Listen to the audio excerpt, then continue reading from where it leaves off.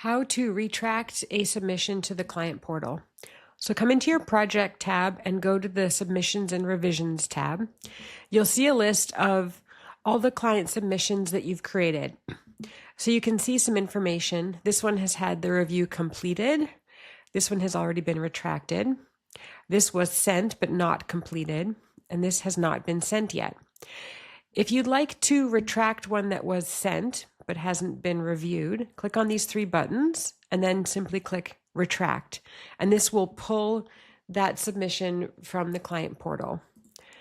You can also see on these three buttons, you're able to either send an unsent submission directly from here to your client, or you can delete it.